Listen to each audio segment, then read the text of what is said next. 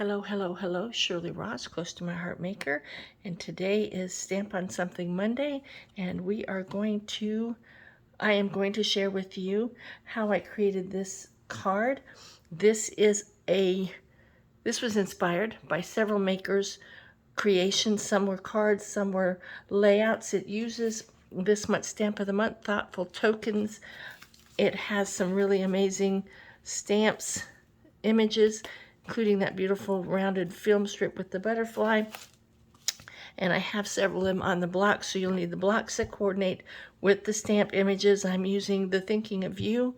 I'm using the kind of handwritten with some floral images, and then I'm using the posted mark stamp image. All of those are off the Stamp of the Month. Let me move that out of the way.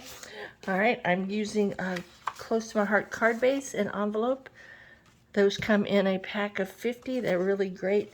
I'm using Pumpkin. Now, Pumpkin, excuse me, ink is not available at the moment, but it will be soon.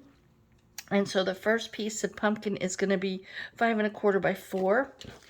Then I'm going to use a white daisy piece, which is going to be 5 1/8 by 3 7/8. So there's just going to be a slight border around it. So I wanted just a light border. Then we're going to do another white daisy piece, and it is 3 1/4 by 3 1/4. And then it's going to be matted again with just a simple mat. So this is 3 3/8 by 3 3/8. So that will just give a very small border. All right. You will need to also have a scrap piece so that you can stamp a separate image of the reel with the butterfly, because we're going to fussy cut out that butterfly to put on top of this one. And you'll need some sort of a blending brush or a dauber, sponge, however you want to add some ink to the edges. Like I said, I'm using Pumpkin and Intense Black. I have my foam tape, and I'm using the thin. It's thin because it has a very thin height to it. We have thick and thin. I'm using I like the Mono Air adhesive scissors.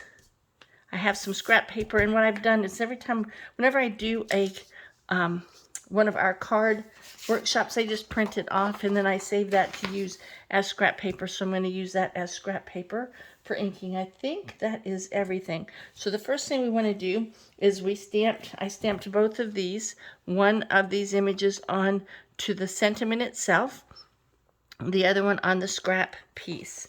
All right. So then we're going to take this piece, and we are going to create our background, and that is this piece here. All right, so the first thing I want to do is I want to add some depth to the background. So I'm going to start with inking up. I'm going to stamp off because I want second generation, and I'm going to put one up in the upper right hand corner. Then again, I'm going to ink it up, stamp off again for the second generation, and then I'm going to stamp one in the bottom right hand corner. So that's done. I'm going to take my stamp chamois, clean off that image. Now you can use any of your favorite colors for this. I'm going for a monochromatic look with just a little added black. I think a little added black is pretty on any card. All right, the next thing I'm going to do is take the postage stamp image, and it's got that postal mark on it where they do the little jagged lines. I'm going to stamp off, and then I'm going to do one up at the top. I'm going to do it again, stamp off, and this time I'm going to come in a little bit so I have kind of a angle on that. All right, then I'm going to do the same thing, stamp off because I want second generation. I'm going to come out a little bit like I did on that one up there. Stamp off again. Put some there. I think I'm going to do one more. You can do as many as you want. I think I'm going to come out just a little more again. So that just gives you a really nice background. I'm going to wash off that stamp image with my stamp chamois. I'm going to you want to carefully remove your stamps. You don't want to tear them. They can tear. All right, so the next thing I'm going to do is take my blending brush, and I like to pick up from the corners when I'm doing my blending brush. I'm going to start off, and then I'm going to come on. And you can make it as light or as dark as you want. That is up to you. And I'm just kind of doing it at an angle, adding in. Now, a lot of this is going to be covered. And like I said, I'm taking it up from the corner. I want this bottom edge to be darker. And then just kind of blend off into the outer. I think I want a little bit more this time. Each time I do this, I do it just a little bit different. And then you can see the stamped image is still in there, because as you're adding the layers, the image still comes through because you're just adding color to it. All right. It just depends on what you like. I like to go kind of in a circular motion. Went a little bit darker, but not quite as dark as I did on the bottom, I think. There we are. So that's done. Now I do like to kind of wipe off my blending brush a little bit to take some of it off. You can wash them in lukewarm water. I do have a little paper towel because when I do it with the blending brush in the corner, it does have a tendency to put some ink on the edge of my stamp pad. So then I'm going to close that up. And the next thing I'm going to do is I am going to fussy cut this image here. Sorry, I didn't do that before. When you fussy cut, you want your scissors to stay straight and you want the cardstock to move. That way you get a much better image cut out. And I'm not leaving a white edge. A lot of times when I do fussy cutting, I'm going to leave a white edge. But on this one, I want it to be all the way to the edge of the image. And this is just going to take a few more minutes. And then we're going to do some inking on it to give it a little bit of dimension. And it's a little hard sometimes when you have overlapping images to make sure that you're just cutting the image you want and not the image below it. So there we go. I think I got it. So that's the butterfly, and we don't need that. You can keep it maybe to do something else with. That's up to you. All right, so then we're going to ink it up. I do have a little ink left on the brush, so I can, if you think you need more, then you can pick up a little bit more. But usually I can get what I need. I think I want a little bit more in the center. So I'm just going to pick up this a little bit.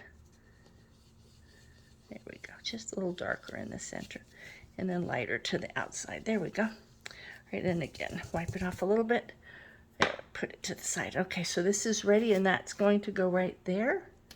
All right, and then I want to put the sentiment. I want to make sure I left enough space to put the sentiment. And this time I think I brought it down a little bit too low for the sentiment where I had it before, but I think I can put it right there and still get it where I want. Now, a lot of times I will ink up and then see. Yeah, that's good. Okay. All right, so I want to make sure that that leaf right here comes between the G and the O of the word of. There we go. Perfect. I would have, usually I stamp it up a little bit higher, but I moved it down. I took everything apart. I did use a Misty to stamp. I was stamping several of these, so I did use a Misty. You can see I did it a little bit higher here than I did on that one. So when I re-put the Misty together, I just put it too low. Happens, that's okay. So we have that all done. So the next thing we want to do is to assemble. Let me go ahead and clean off this stamp. Now, when you use the Intense Black or our Archival Black, you're going to get some staining on the stamps. So you can see I've used archival black with that one and with that so that they are a little darker. That does not bother me. Sometimes if you season them, ink them up in a very light color first, and then stamp off and clean them, that will put a little bit of, it will help a little bit in the staining process. That doesn't bother me so much that they are stained. So the first thing I want to do is I'm going to attach this piece to, and you can see I stamped it twice because it moved a little bit when it was in the MISTI, so I just flipped it over. You always have 2 shots when you're stamping. That's what I always share with my class attendees. I'm going to move this out of the way because I don't want the ink to get on here. I have my Versamat turned over to the stamping side. Right, so that's on here, and I'm going to add a little foam tape to the back of the butterfly. Just need a little bit. I've got a little something sticky on my non-stick scissors. I need to clean them. You can clean them with undo or with the rub and remove. So I've got that there. All right, so the next thing I want to do is to attach this one. Now, when I do cards, I do like to put a little bit more adhesive on than I usually do with my scrapbooking, because these are going to be moved around and played with and touched, so I want them in place. I'm going to take my card base and we're going to fold it towards the mountain. And then if you have a bone folder, if you want to crease that a little bit better with your bone folder, that is the old Close to My Heart one, but you can pick those up anywhere. You can use a block, you can use the ends of the handles of your scissors as a bone folder. There's a lot of different ways. Now this one has a little bit wider base around it, and then we are going to take this piece, and again on this one I'm going to add again some foam tape so it will pop up a little bit. Now if you wanted to do something like some gold, I don't happen to have any gold silk thread or something to add a little bit of a embellishment behind it, or if you have some other kind of thread or something that you'd like to put behind it, you can embellish it up however you want. I'm keeping it kind of simple. Right, pull that off, and then I'm just going to, try not to get it to stick until it's down there. It's about a ½ an inch from the bottom. Oh, it is sticking. Hang on. Here we go. All right, about a ½ an inch from the bottom, about a ¼ of an inch from the right side is where I put it. So there we go. That is our Stamp on Something Monday. And like I said, you can use this beautiful stamp set to create an amazing background for the back for each corner of your scrapbook layout. I will share some of that later in a future video. So enjoy. Again, this is Shirley Ross, Close to My Heart Maker, and please subscribe to my channel. I would love for you to subscribe. Thank you very much. Talk to you again. See you again soon. Bye.